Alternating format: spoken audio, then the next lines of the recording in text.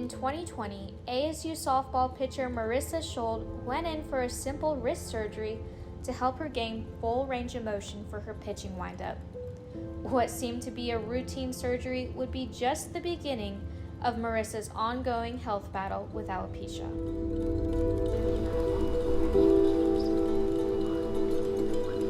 I just had some overall health issues, wasn't really feeling the best, so I was on a couple of heart monitors, seeing a various amount of different doctors, and I think it was the day after my wrist surgery where I just noticed, my dad was did you shave a part of your head and for your breast cancer walk or something like that, and I was no, what are you talking about?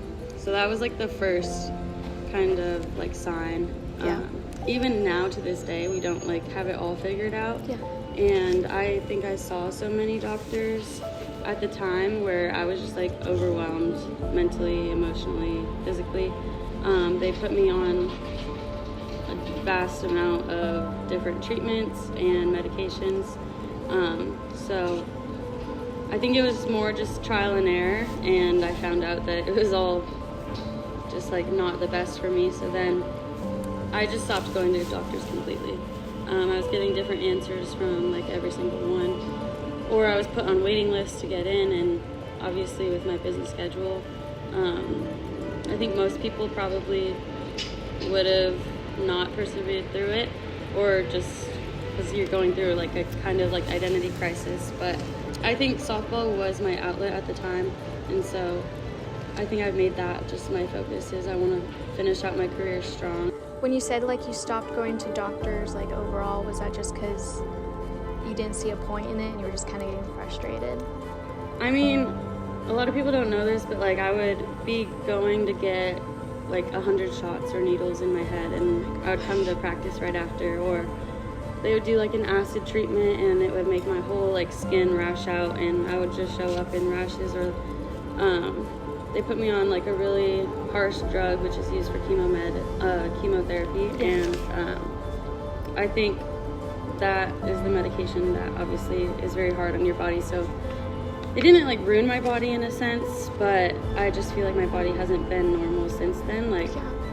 That year we went to regionals, I couldn't even be out in the sun for 20 minutes without just blistering. Or I think there was one game I was pitching against San Diego State in regionals, and I don't even remember it because I was I had an episode of heat exhaustion, and so I think that's when I first realized okay, you need to slow down and actually take care of your body first, because in the end, softball's just a game. What were your kind of initial feelings and emotions at the beginning of the journey, when you started to realize, hey, you gotta slow down? Yeah. I would say I didn't deal with it well, obviously, and I think my coaches and my teammates could probably say the same, just because I didn't know what was going on. I didn't know what was happening with my body, but I will say I had a great support group during that time. So you recently came out with having alopecia on social media this past fall. What encouraged you to make it public, I guess? Because that's something that's so personal. Yeah.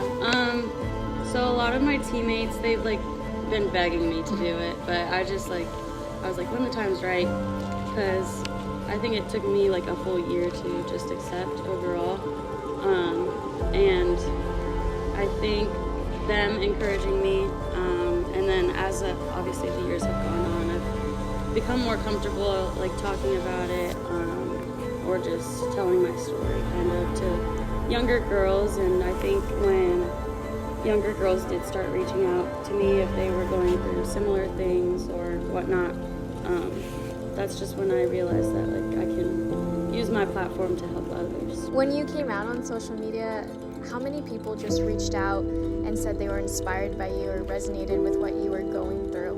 I honestly turned my phone off for 2 days. I was with my friends, we were out somewhere, I don't even remember where we were, but basically they were kind of all in a circle encouraging me to do it. So then I don't even think I hit the post button, but I just turned my phone off and I gave it to one of my friends, and then I think think I looked at it like 2 days later, and just seeing like the support was very encouraging, and I didn't like want it for the support or like sympathy. Like I'm not that type of person at all. But I think just recognizing that some people do care, even if you think they don't, they do. Or just even if they don't, like their opinion doesn't matter. So. To be a college athlete and compete at such a high level that you do, you have to have a certain level of confidence, right? How did your confidence change at all during this? I will say I have struggled with my confidence, but I think just holding my head high and like understanding like I've gone through some things that people will never understand or go through, and they're not gonna know how I feel or what I've gone through.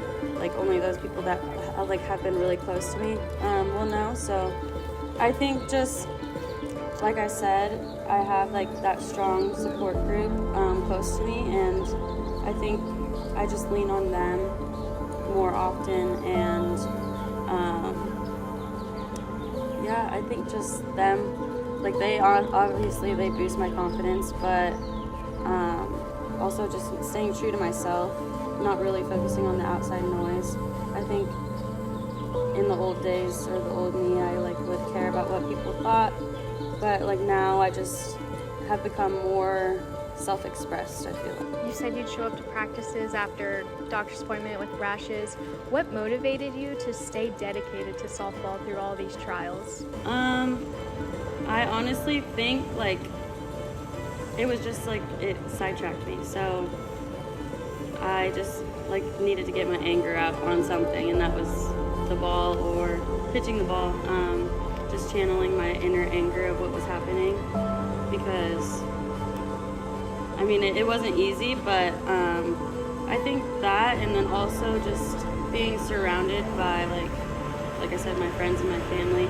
At first I was just like I didn't even want to be in the locker room, but like now I just don't even care. So Yeah. but I think they accept me for who I am now and who I've become, and they understand like what I've gone through, or even if they don't, like they're just very supportive of it. So I think having supportive teammates, especially this group this year, has been an easier transition.